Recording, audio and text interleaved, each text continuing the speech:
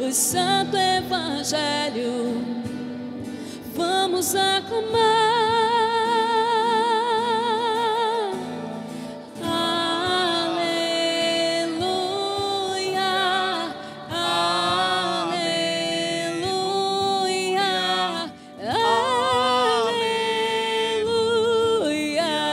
Santo Evangelho, vamos aclamar. O Senhor esteja convosco. Ele está no meio de nós. Proclamação do Evangelho de Jesus Cristo segundo Marcos. Glória a vós, Senhor.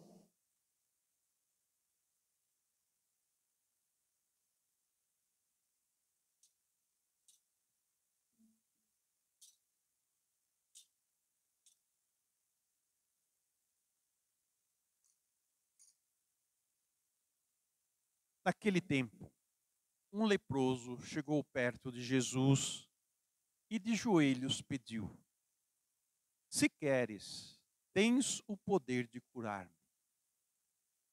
Jesus, cheio de compaixão, estendeu a mão, tocou nele e disse: eu quero, fica curado.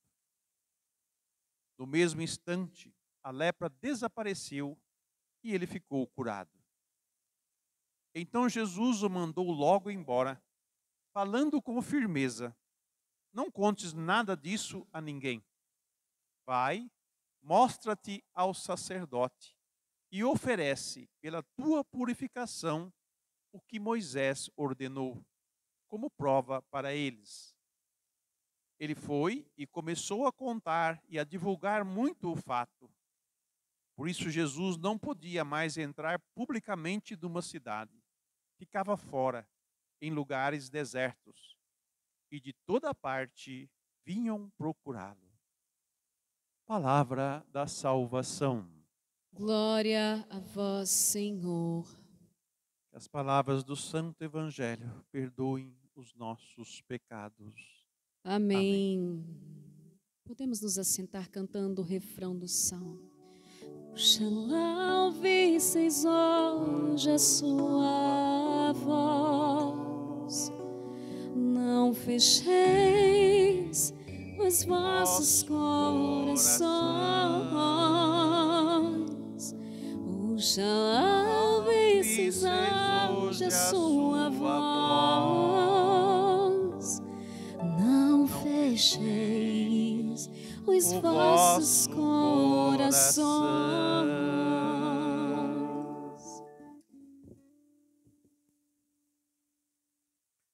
O que significa para você a palavra hoje?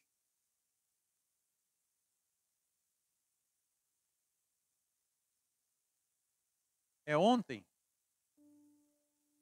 É amanhã? E quando que é hoje? É agora. É esse momento que nós estamos vivendo. O hoje da minha vida é hoje, porque o passado já passou. Tantos que muitos trazem boas recordações do passado, como também trazem más recordações, trazem marcas do passado, marcas boas e marcas ruins. E no hoje da nossa vida, com todas essas experiências que tivemos, nós podemos estar sofrendo por causa delas, ou carregando um peso até o dia de hoje, no desejo de uma hora ser libertado, de uma hora ser curado daquela marca, daquela ferida. Se nós olharmos para o leproso na época de Jesus era uma doença, a lepra era uma doença comparada ao pecado, vamos dizer, porque o pecado, ele desfigura a nossa imagem de filho e de filha de Deus. O inferno, com seus demônios, não é tudo desfigurado, gente?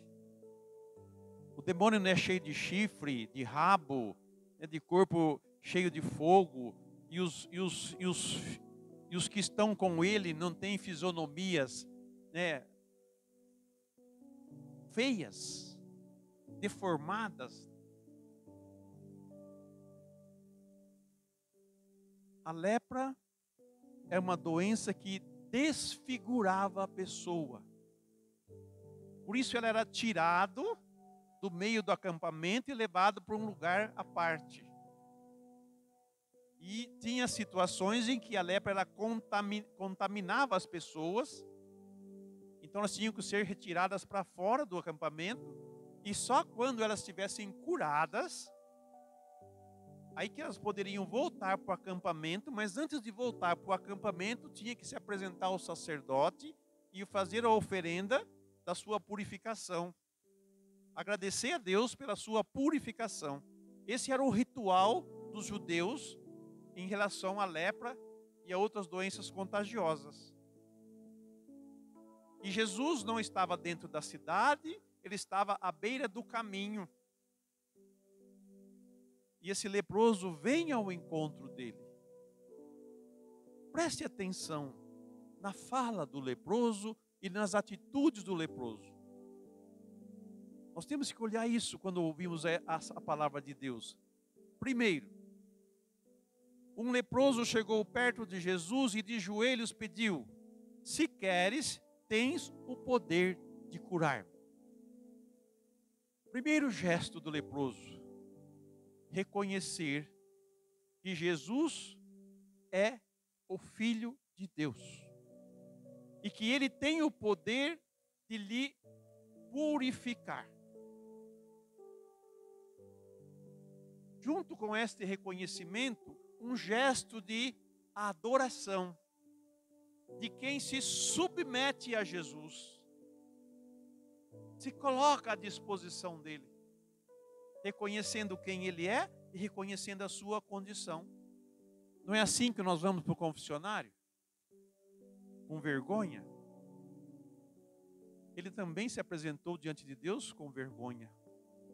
Se ajoelhou, abaixou a cabeça por causa da sua condição e gritou: se queres, tu tens o poder de curar-me. O que atrai a misericórdia de Deus, o que atrai o olhar de Deus sobre nós, é essa atitude nossa de, primeiro, reconhecer o nosso pecado, reconhecer a nossa culpa, depois, reconhecer quem Ele é e saber que Ele tem o poder de me perdoar. Porque não há outro que o possa fazê-lo. Porque se eu estou em pecado, se eu estou desfigurado pela desobediência e pela infidelidade, o único que pode me restaurar é justamente aquele a quem eu ofendi. Que, ao mandar o seu Filho na nossa carne, na nossa humanidade, Ele veio com compaixão, com misericórdia, para justamente nos salvar. O desejo de Deus é nos salvar. E o hoje que nós falamos hoje, né? O hoje é esse momento da graça de Deus na nossa vida, como esse momento, o hoje desse leproso, foi o encontro dele com Jesus. E o hoje da nossa vida é essa Eucaristia da qual nós estamos fazendo parte, essa palavra que nós estamos ouvindo agora. Por isso a graça de Deus está passando por nós hoje, nesse momento.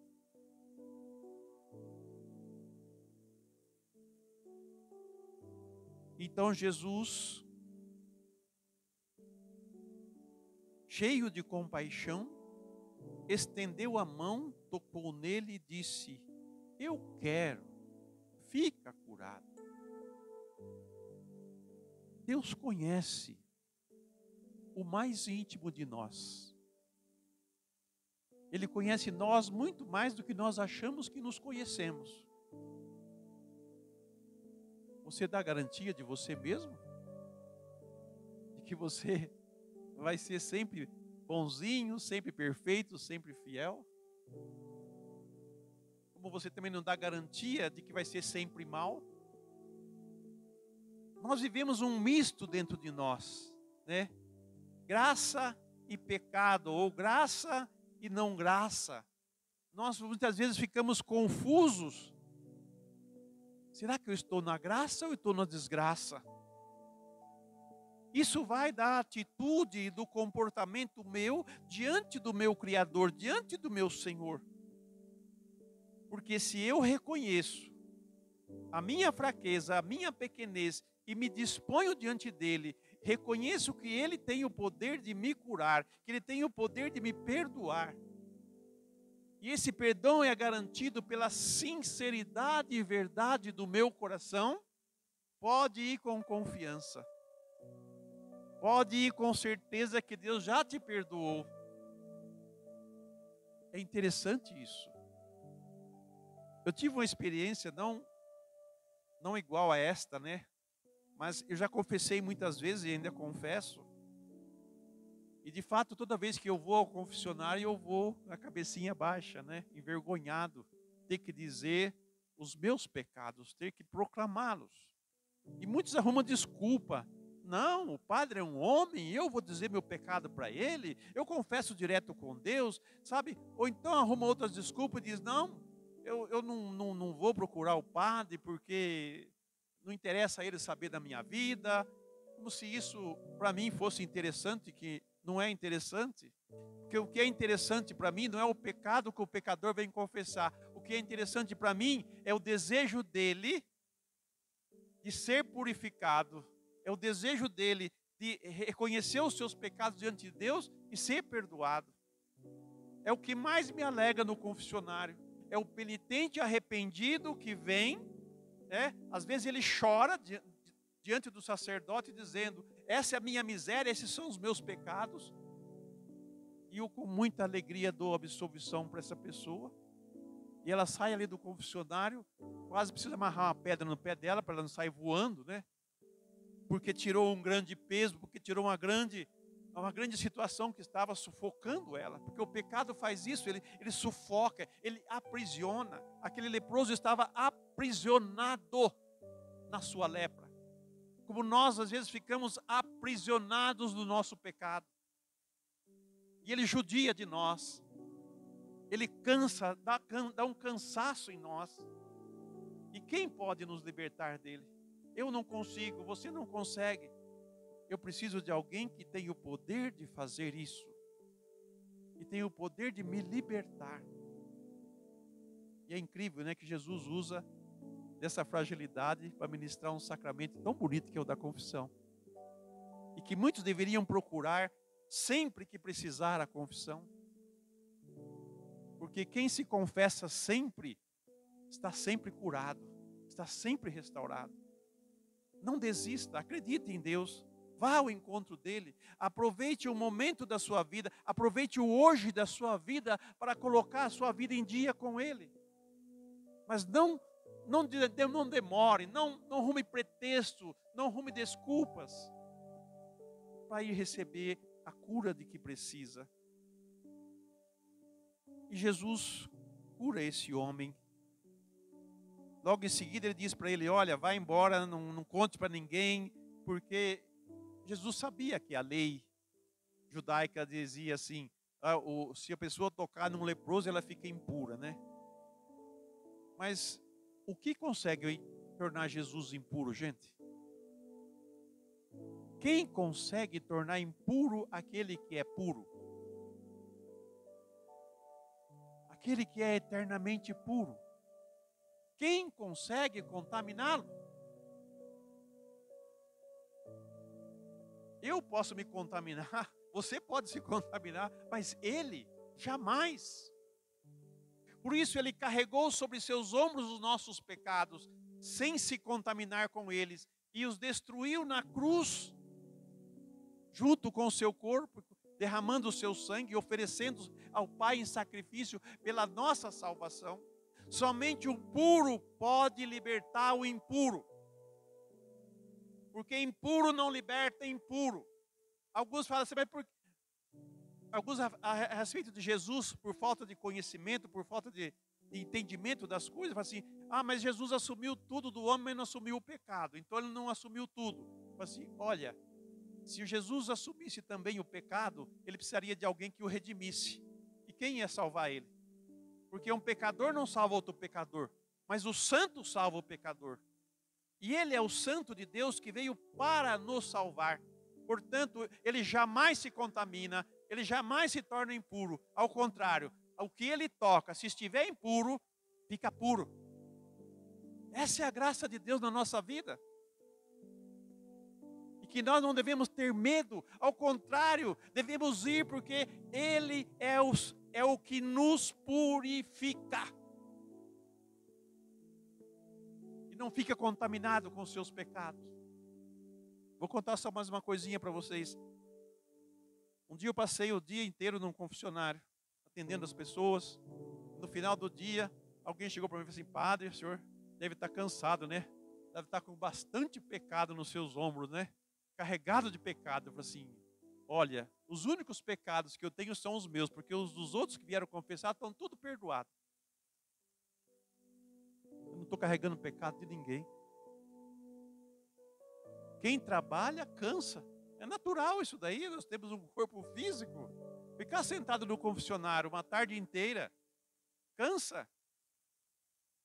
Mas no final do dia, para mim é uma alegria, porque olha, aquele cansaço tornou muitos homens e mulheres livres. Se reconciliaram com Deus. É o meu trabalho, é o meu ofício, é a minha consagração, é fazer isso. É dar vida às pessoas, e Jesus faz isso, Ele dá vida às pessoas. Por isso que a primeira leitura, sem entrar muito nela, mas falando já dela, o apóstolo está dizendo à comunidade que escutai o que declara o Espírito Santo. Hoje, nesse momento presente, se ouvirdes a sua voz, não endureçais os vossos corações, como aconteceu na provocação no dia da tentação no deserto, onde vossos pais me tentaram, colocando-me à prova, embora eles vissem as minhas obras durante 40 anos. Todos nós sabemos que Deus nos ama, todos nós sabemos os mandamentos do Senhor, todos nós sabemos o que devemos fazer, todos nós sabemos muito da nossa fé, da nossa igreja, mas quantos que dão ouvidos a isso? E quantos não arrumam desculpas, mesmo sabendo que é pecado, mesmo sabendo que existe uma ordem de Deus para que eu não faça aquilo, porque aquilo vai me tornar impuro, vai me tornar pecador, vai fazer eu perder a graça. Quantas vezes eu arredei pé, não dei ouvido a Deus e fiz aquilo que o meu capricho gostava, que a minha vontade queria, ou para não criar problema com os outros, eu me sujeitei a desobedecer a Deus para não criar dificuldade com ninguém. Nós somos o mesmo povo que ouvimos a voz de Deus, sabemos qual é a sua vontade, sabemos o que temos que fazer, mas nós arrumamos desculpas e endurecemos o nosso coração. O que fazer com esse povo?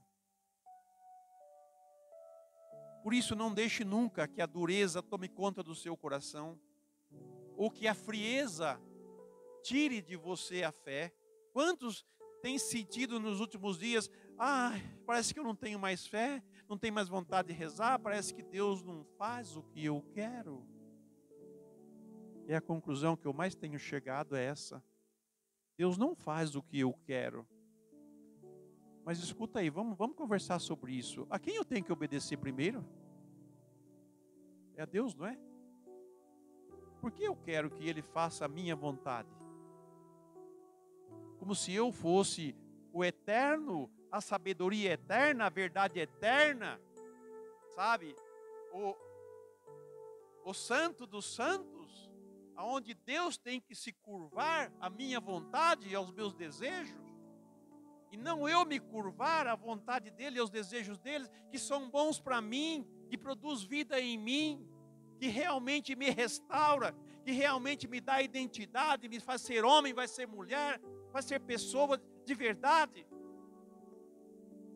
Quantas vezes as nossas orações é uma negociação com Deus,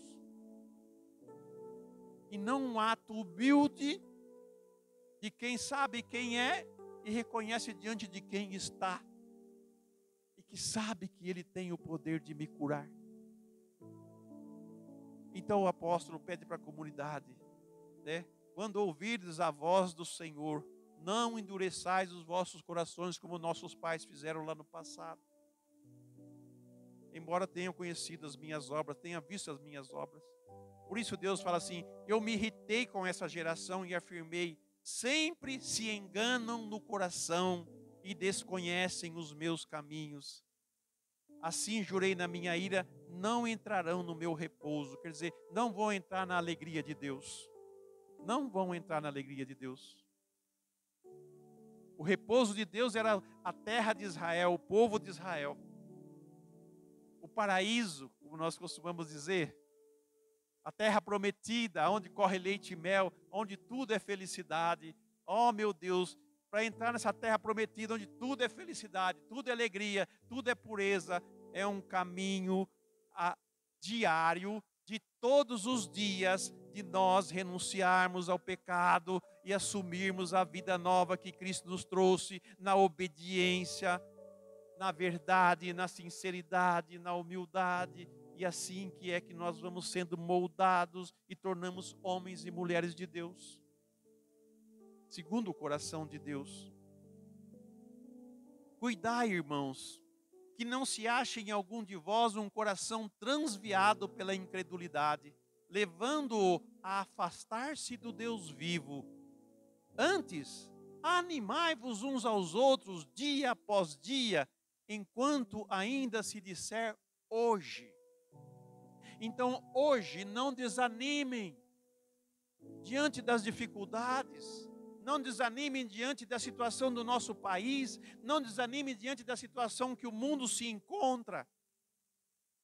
O que eu preciso é me encontrar com Deus e estar com Deus. O resto,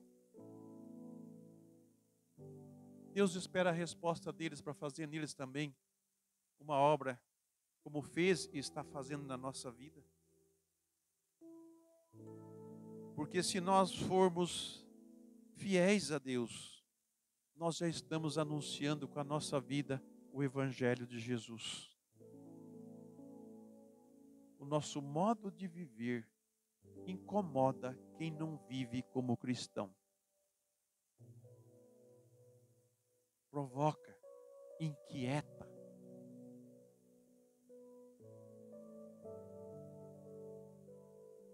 Portanto, não existe jogo de cintura.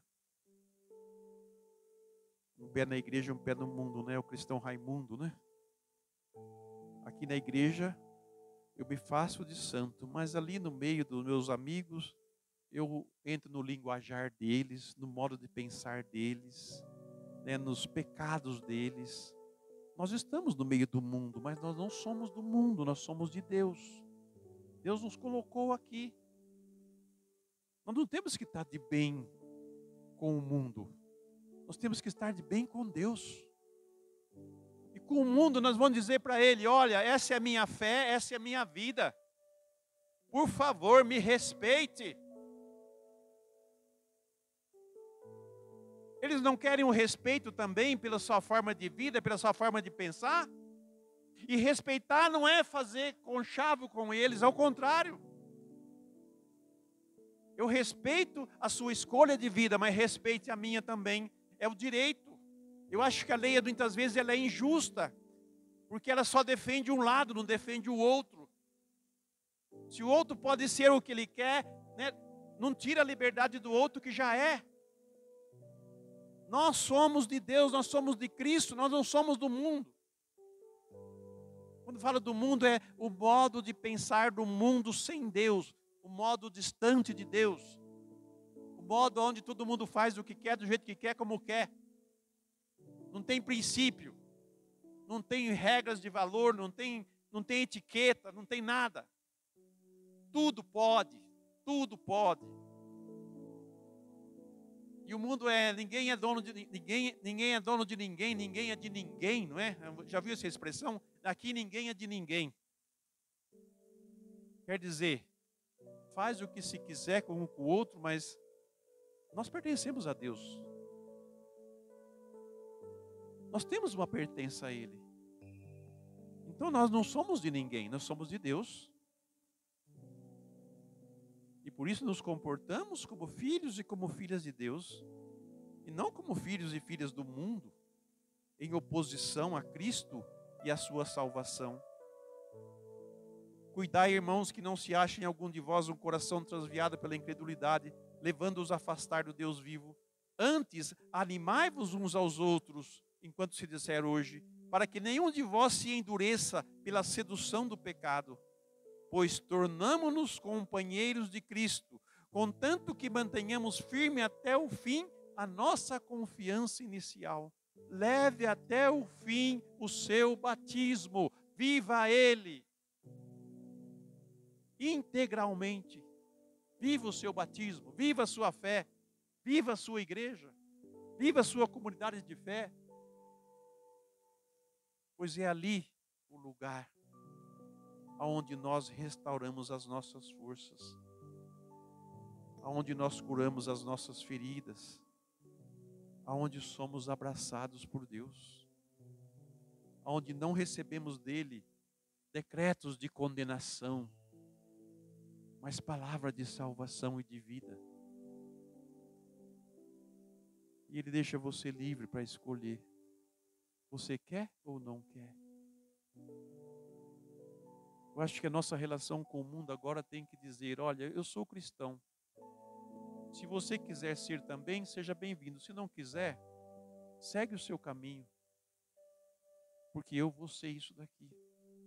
Eu vou viver isso daqui. Vou viver essa fé.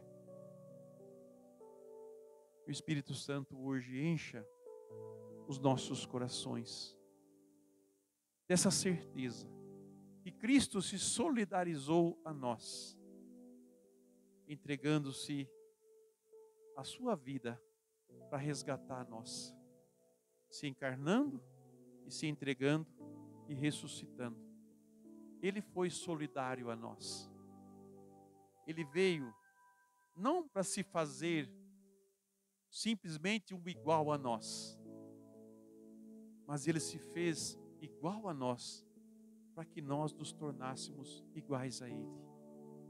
O Espírito Santo põe essa certeza no vosso coração e a alegria de saber o grande amor que Deus tem por você e por todos nós.